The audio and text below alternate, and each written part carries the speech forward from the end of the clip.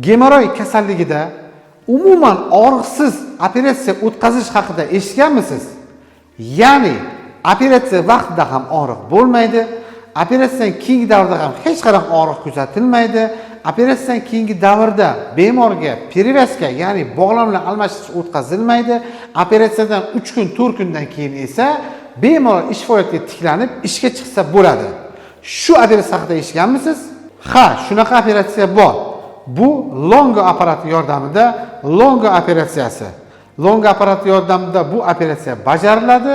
Operatsiya vaqtida umuman og'riqsiz o'tadi. Operatsiyadan keyingi davrlarda ham bemorga umuman og'riq kuzatilmaydi.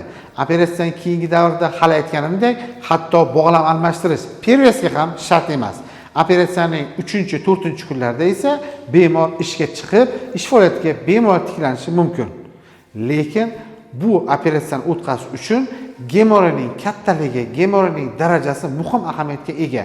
Kasallikning o'rta darajalarida, yaqinda boshlangan darajalarda gemoroyni Longo apparati yordamida operatsiya bajariladi. Lekin o'tkazib yuborilgan bo'lsa, gemoroy kasalligining 4-darajasi katta tugunlar chiqib qoladigan bo'lsa, unda bu operatsiyani o'tkazish imkoni bo'lmaydi.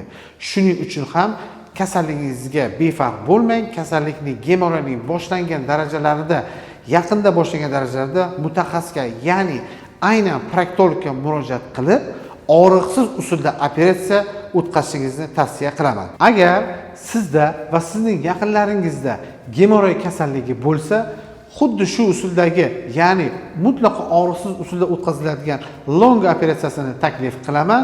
Buning uchun pastda raqamlarimni qoldiraman.